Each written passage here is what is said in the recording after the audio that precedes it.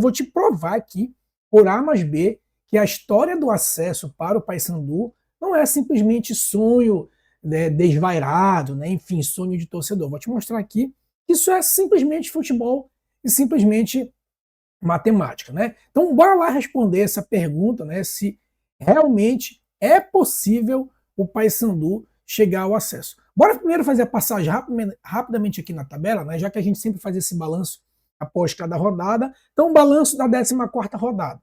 Então, o Paysandu está aqui na 19ª posição, né, com 13 pontos, e quem inaugura ali, né, o último do G4 é o Avaí com 23, e quem inaugura o Z4 ali é o Volta Redonda. Então, a gente consegue perceber aí uma diferença de 10 pontos, né?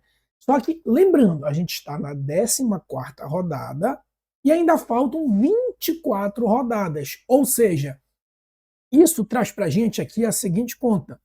A gente teria que tirar 10 pontos em 72 possíveis, né? Então, ou seja, para chegar lá ao G4, o Paysandu tem que tirar uma diferença de 10 pontos quando ainda vão ser disputados 72. Isso traz para a gente que a gente precisa ser 15% melhor do que os times do G4, tá? Guarda essa informação que a gente vai já voltar para ela. Guarda essa informação aí de 15%.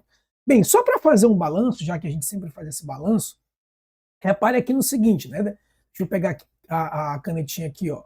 Repare no seguinte, deixa eu mudar para outra cor. Repare, desculpa, que há apenas 3 rodadas atrás, a gente estava a 6 pontos para sair do Z4 e agora a gente já está só a 3.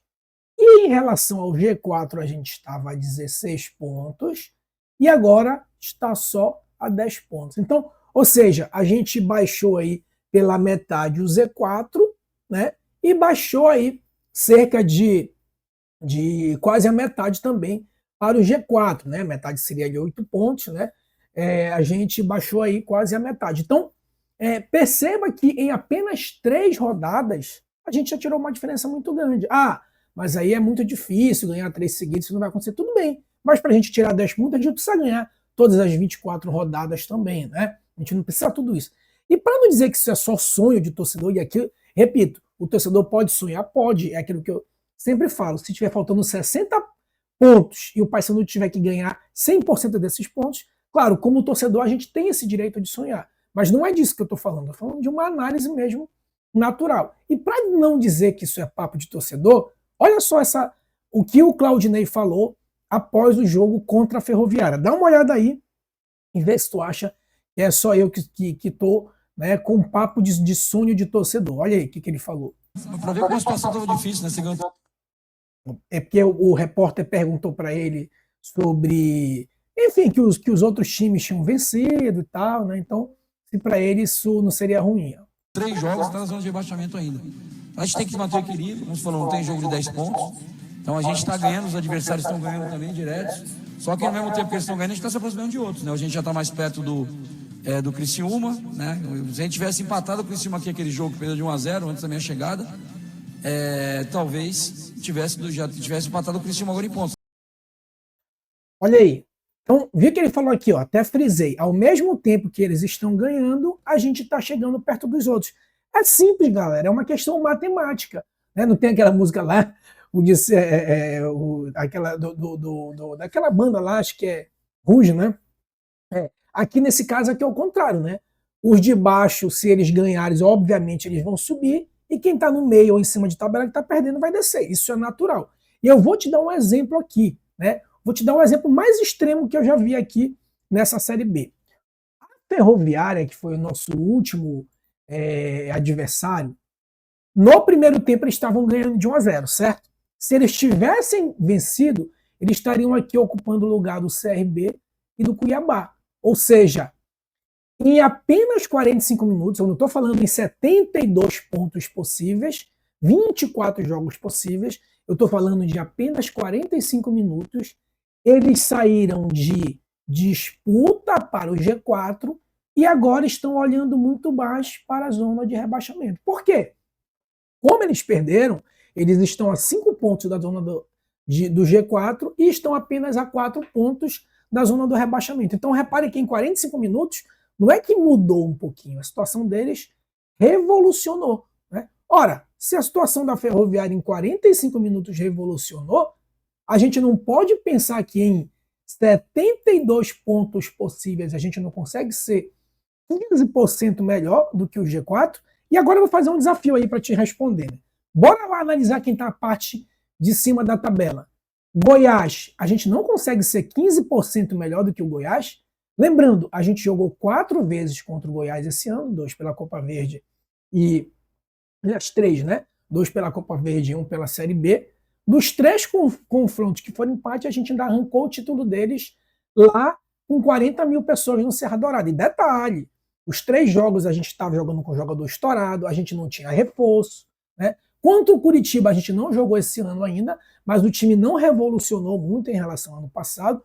O Novo Horizontino, lembra que a gente fez 1-0, poderia ter ampliado, que o Boraci perdeu um gol, que o goleiro estava no chão, o Boraci perdeu. E aí depois, eu sempre brinco que esse jogo tinha 14 jogadores de um lado e 8 do nosso, porque PK, Quintana e Luan Freitas deram de presente os 3 gols do Novo Horizontino, que deu a virada lá para o time do interior de São Paulo. Né? Avaí a gente não jogou ainda, vai jogar agora. O rival nem se falha ainda, né? Foram 4 partidas esse ano, 2 vitórias nossas, uma derrota e um empate. Então a gente já provou que é melhor no confronto direto contra o rival. O CRB, vocês lembram que a gente empatou 1-1 aqui, sendo que o gol deles foi quando o Martins se machucou, e aí o cara entrou sozinho para fazer o gol, né? E a gente quase virou o jogo com 1 a menos. Cuiabá, a gente foi jogar com um time. Lembra que foi o time da base, né? Os jogadores da base tiveram que subir para poder completar jogador, que não tinha jogador. Foi o último jogo do Luizinho. O América Mineiro a gente fez 2-0 e levou 2 gols em 4 minutos. O Atlético Paranaense, para usar uma expressão que está na moda, né? A gente jogou, foi pau a pau, e aí eles fizeram um gol 2-1 e levaram, né? A Chapecoense sim, a gente teve aquele apagão no primeiro tempo, mas mesmo assim a gente não foi amassado. Então, repare que na primeira parte da tabela a gente não foi amassado por ninguém. Ao contrário, né? A gente jogou normal contra todos. Então, quer dizer, agora que a gente está jogando uma vez por semana, e antes o Paysandu era o único que disputava 4 campeonatos ao mesmo tempo, agora que a gente joga uma vez por semana, e vieram 10 jogadores de reforço, e vai vir mais agora na janela, será mesmo que a gente não consegue ser 15% melhor com a ajuda da torcida e agora na Curuzu? Só lembrando, a gente estava na lanterna e a gente era o 4º melhor público da Série B. Não é que a gente estava lá disputando no G4 como é Curitiba, Atlético Paranaense e o rival, que são os 3 melhores públicos da Série B. Mas todos esses times estão disputando lá no G4. O Paysandu é o único do Z4 que está entre o top 5 de público da Série B. Então, sinceramente, aqui a gente não está falando só de sonho de torcedor. Não está falando só, acorda Alice. Não. Estou mostrando para vocês que é perfeitamente possível. Se tivesse faltando 8 rodadas e a gente tivesse que ganhar 7 dessas 8, 6 das 8 e esperar uma combinação, tudo bem, mas não é disso que a gente está falando. Então, eu estou provando aqui para vocês que não é só uma questão de sonhador, maluco sonhador, o quanto sim, então a minha resposta sim, é possível ter esse acesso. Claro, vai ganhar, a gente não sabe. Né? Assim como o Novo Horizontino no passado, muito tempo ficou no G4 e não conseguiu. Assim como o Novo, vocês sabiam? Peguem a tabela aí, na Série B de 2024. Vocês sabiam que na 14ª rodada, exatamente essa rodada agora, o Novo Horizontino estava na parte de baixo da tabela, ele estava ali a 3 pontos do Z4, da zona de rebaixamento, e o Novo Horizontino bateu na trave, fez o mesmo ponto que fez o Ceará, que subiu, só teve um critério de desempate ali por número de vitória.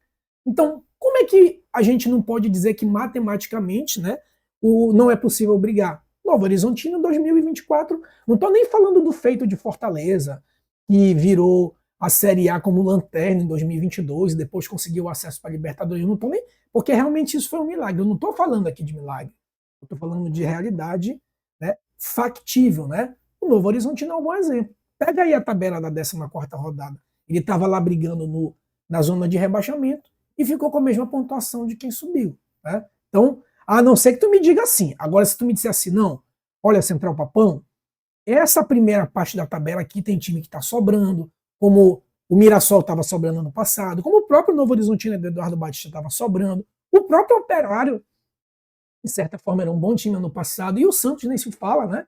O Santos na Série A é uma coisa, na Série B é outra. Então, se tu me disser que tem time sobrando, aí tudo bem, aí eu concordo contigo.